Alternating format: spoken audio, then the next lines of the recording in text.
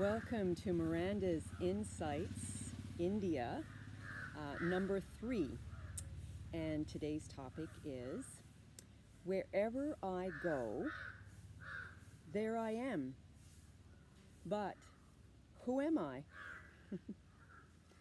So since I last spoke with you in Insight number 2, India, from Jaipur, I have been traveling.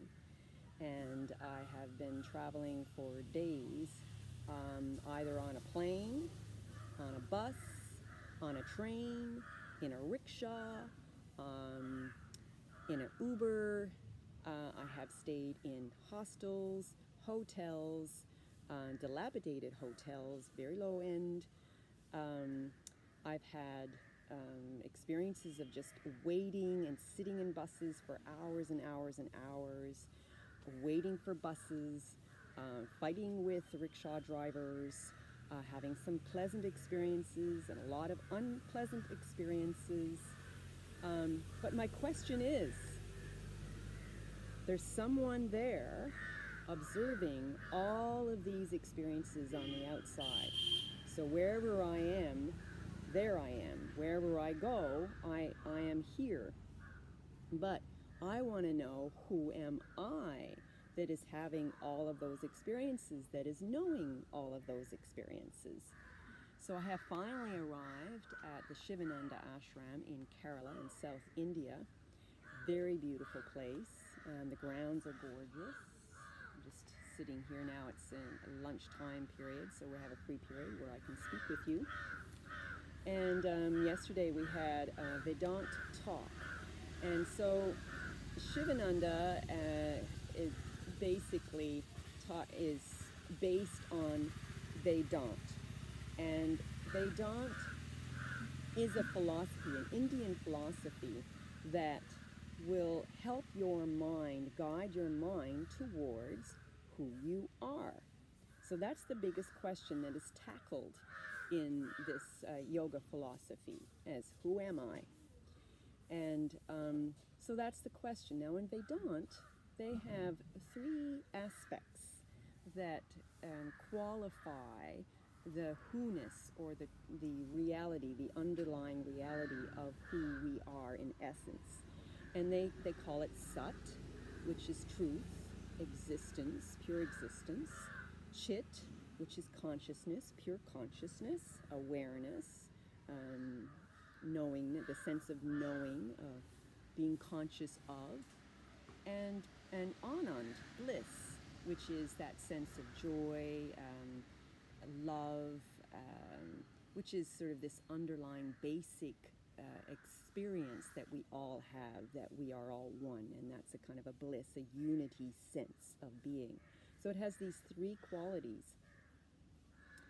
So now, but who is it that is knowing all of those experiences? So first of all, I am not my body, and I'm not my mind. So we can just release that. So my body is not who I am, my mind is not who I am, my feelings are not who I am, even though I have lots of feelings.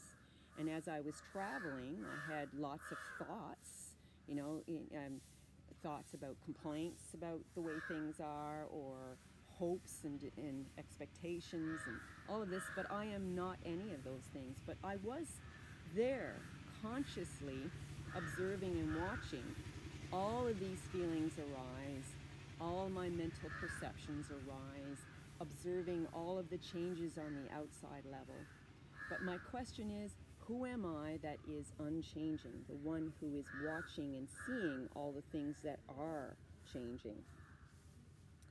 So the question that is talked about is like, what is greater? Is my mind greater than consciousness?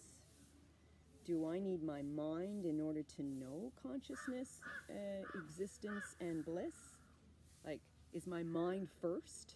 Did my mind come into existence first, and then out of my mind I get to know a consciousness? Or is it the other way around?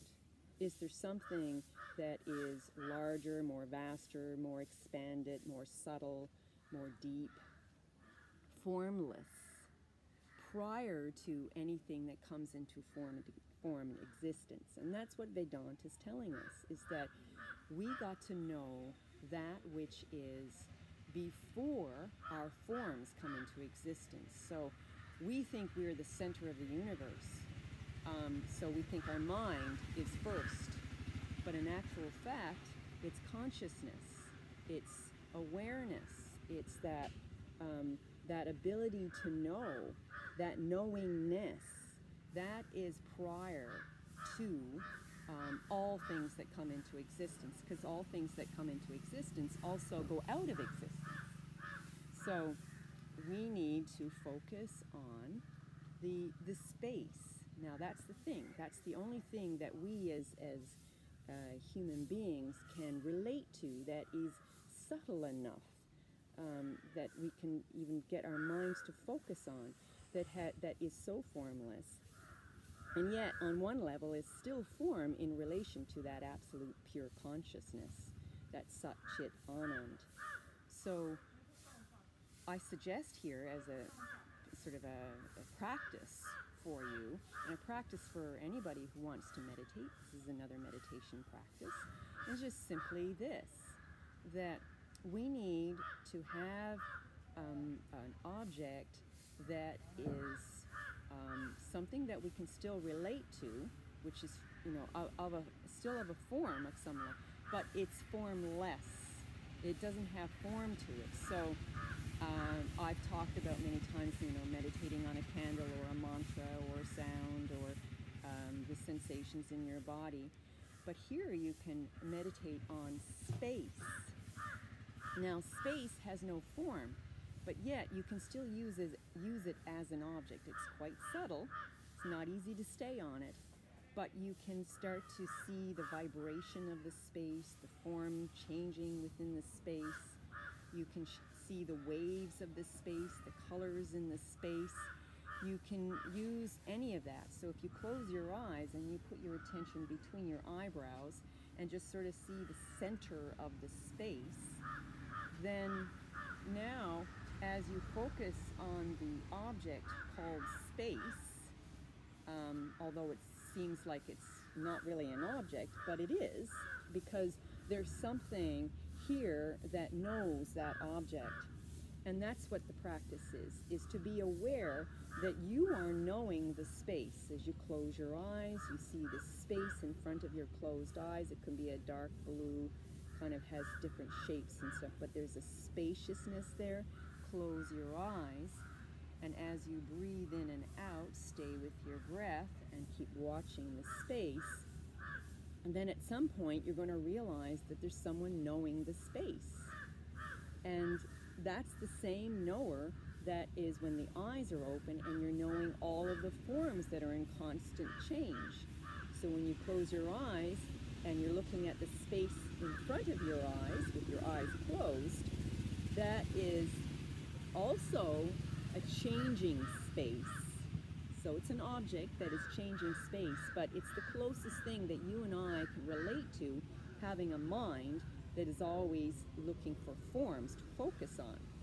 So we want to get to the source of who we are. Who am I? I want to know who I am. Well, what is the source of me? So as I focus on the space, there's a chance, because there's less distractions, less mental activities, because it's spaciousness. So there's a stillness, there's something settled about it. And then as I continue to meditate on the space, I'll become more and more, because everything's settled down and quiet, I'll become more and more alert to that there is someone knowing the space. I am knowing the space. So now you're aware of the I that's knowing the space. So in Vedanta, you, through this practice of subject-object relationship, the object being the space, I'm the subject, and my relating is the meditating on and getting to know, and the desire to know who I am, that intense desire to know who I am, will start to become not an indirect experience where someone's told me who I am, but rather will start to become a direct experience that I will come to know who I am directly. So I'm meditating on space, but I am the one who's aware of the space, and eventually that kind of goes backwards until the I starts to know the I. I, the awareness, is aware of the awareness. And again, that's another meditation practice. I hope you can take this meditation practice throughout your Christmas holidays until you go back to work. Remember that all of the changes out there are not who you are, so don't identify with any of it. Just close your eyes, take a few minutes, and identify with the space. And the moment you identify with the space, everything within you will start to settle. And as you start to settle, you will realize that who you are is not of the changing world. You are free and eternal and blissful, forever free. And that's it for today's Miranda's Insights India number 3, and I'll see you in the next insight next time. Bye for now.